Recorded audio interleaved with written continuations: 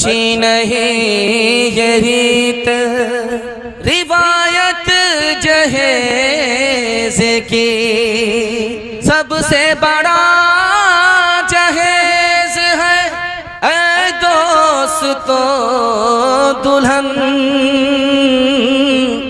फिर इसके बाद कुछ नहीं कीमत जहेज की।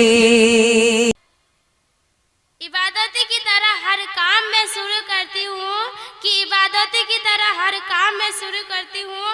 मेरा वसूल है कि मैं सबको सलाम करती हूँ। अस्सलामु अलैकुम व रहमतुल्लाहि व बरकातुहू। जहाँ जिक्र हबीब होता है वहाँ खुदा भी करीब होता है।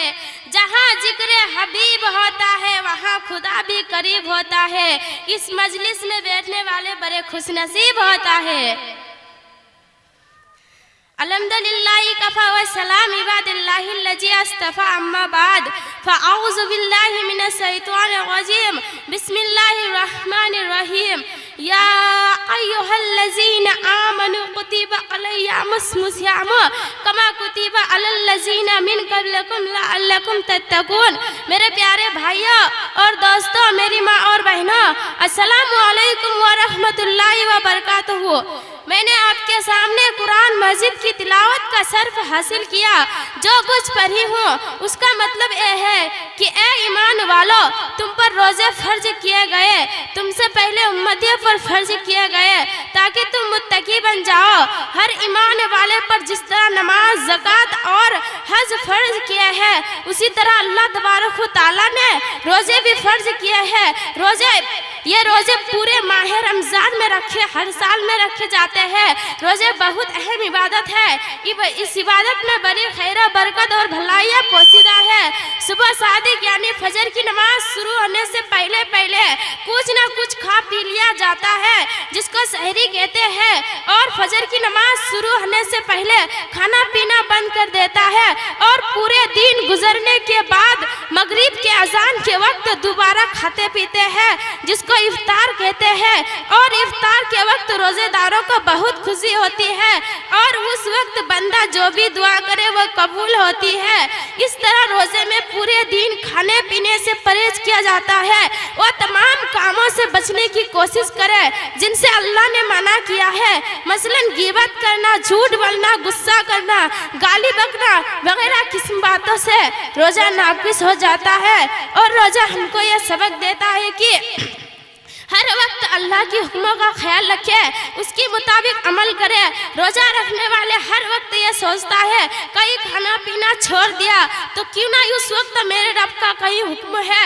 जब मैं खाना पीना अल्लाह की हुक्मों से छोड़ दिया तो मुझको वो सभी काम छोड़ देना चाहिए जिसमें अल्लाह की नाराजगी छिपी है। लिहाजा वो तमाम गुनाहों से बचने की कोशिश करे, उसी का नाम तकवा है। तकवा सिफत पैदा करने वालों रोजेदारों का मुसलसल 1 महीने का मौका मिलता है। सही मानों के रोजे का हक अदा की जाए, सही मानों के रोजे का अदा की जाए और रोजेदारों को मुत्तकी पर फरजगार बन सकता है। रमजान के मुबारक महीने में कुरान पाक नाजिल हुआ, इसलिए इस माह में ज्यादा से ज्यादा कुरान पाक की तिलावत की जाती है। ईशा की नमाज के बाद तरावी होती है जिसमें रोजाना थोड़ा थोड़ा करके कुरान पाक पढ़ी जाती है। पूरे महीने में कम से कम एक बार पूरा कुरान शरीफ सुनने को मिल जाता है। जब रमजान का आखिरी असर आता है तो 21 रात शुरू होने से पहले इत्तिकाफ करके मस्जिद में क़याम करते हैं और रात दिन इबादत में गुजरते हैं। ये इत्तिकाफ सुन्नत है।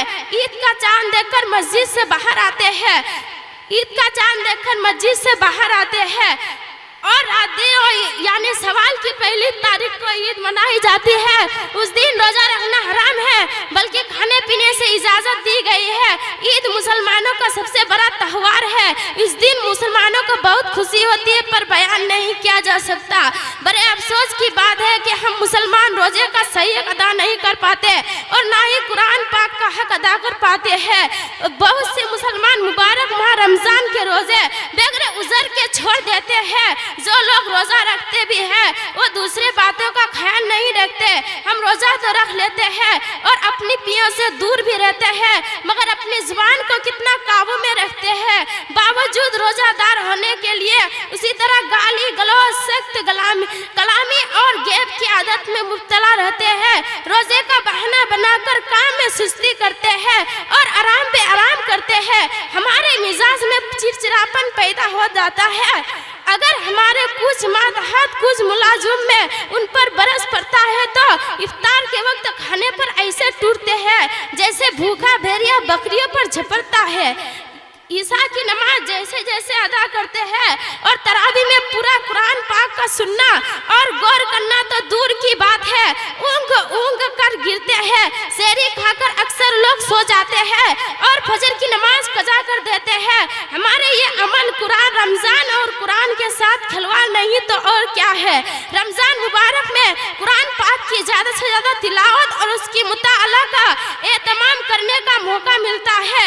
सही मानो के रमजान के बाद भी कुरान फहमी हुआ और सिलसिले को जारी रखना चाहिए और उसके माने व मतलब को समझकर उसके मुताबिक अमल करने की कोशिश करना चाहिए।